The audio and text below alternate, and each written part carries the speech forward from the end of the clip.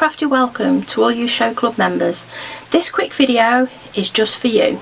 My name's Emma and I'm the owner of memogifts.com. This short video is about the basics that you need to start embroidery. I really hope you enjoy it. Okay, what do you need to be able to start embroidering? Well, the main thing is you need an embroidery machine. I'm not going to go into too much detail what brands are out there.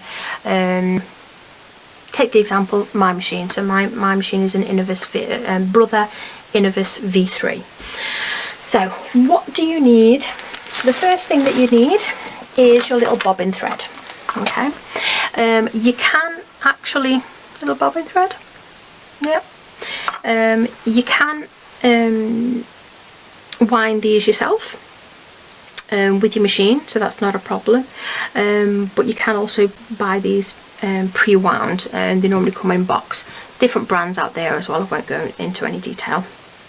So yeah, so first thing you need is a little bobbin. The next thing that you're going to need is your actual colour threads. Yet again, there's a few different kind of brands out there, come in different sizes as well. This is a 500 metre, but they come in different ones. I do have a bigger one, say the black. I use the black quite a lot, so I've got a bigger one. That's like 5,000 metres. So yeah, so that's something else that you need.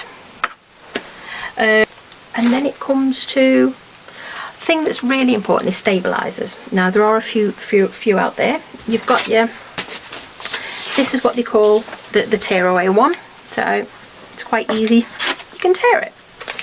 I use that quite a lot. It's quite good for most fabrics.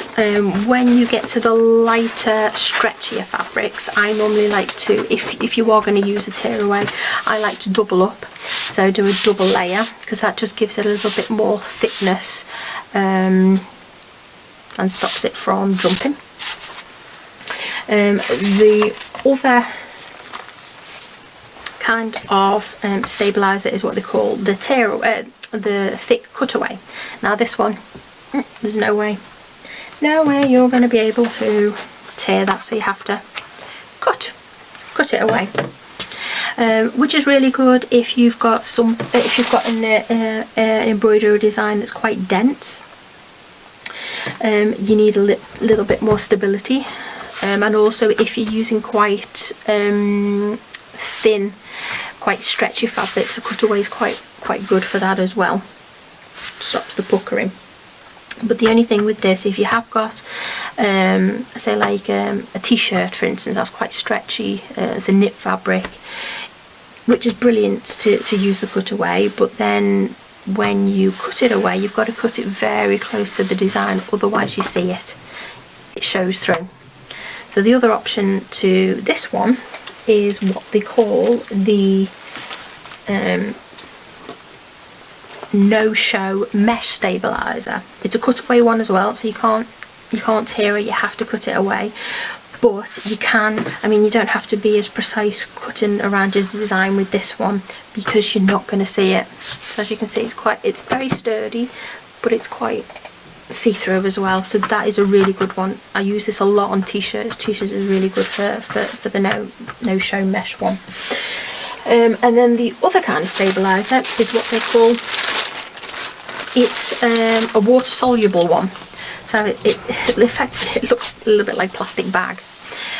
What you use that one for is for, I mean, you can use it on the bottom, and the positives of this is you embroider your design on it, and then you add a bit of water and it dissolves it, so you've got no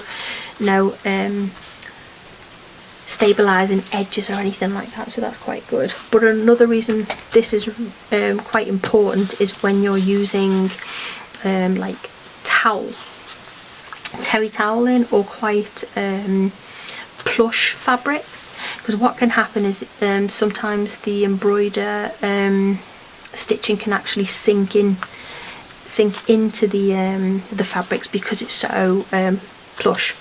So if you put a layer of this over the top before you start stitching, what it does, it just stops the stitching from sinking into the material, so that's really good as well. And then all you need to do is this one you can actually tear. This one you can tear, you don't have to cut. And then all the other little bits, once it's been washed, dissolve, so that's really good. The other part of embroidery, you can also applique embroidery, which I do quite a lot of because I do quite a lot of t-shirts. So you need a few other things for that. And so obviously you're going to need whatever fabric you want to applique. This is just a white bit of fabric. And then what I like to do, I like to add on to the back, I don't know if you can see that shimmer, yeah, do you see that? Yeah. What that is, that's called Heat and Bond Light. And I put the Heat and Bond on is, once the pattern's completely finished, I like to use my heat press, or you can use an iron, just to adhere it to the t-shirt or the fabric underneath. It just gives that a little bit more durability, and it keeps it nice and crisp. It stops it from bubbling, it stops it from, you know, misshaping. There's just a lot of benefits for using Heat and Bond, especially on things that you're actually wearing, like t-shirts and clothes and things like that. When it comes to the scissors that you can use to cut the edges around, is I like to use these ones. So these are Fisker curved ones. Nice, they're not too big, because you can get applique scissors that are quite big, but I find them quite cumbersome, especially if you're working with a small project where you have to cut tiny little bits. These are ideal. Another kind of embroidery applique scissors, sorry, that you can get is these. They've also got a little bit of a curvature to them. I like to use these ones when I'm using felt, if I'm making felt patches and things like that. So you have to do layer upon layer of felt. These are really really handy, because what this side does, it kind of pushes the stitching away, so it won't cut into the stitching as you're trying to cut round.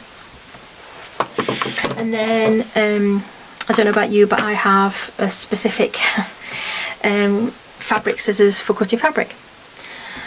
So those are the things that you need really. So you've got your stabilizers, your stabilizer, your threads, your scissors, and if you're doing an applique, the material, the coloured material that you want, and then you can get going.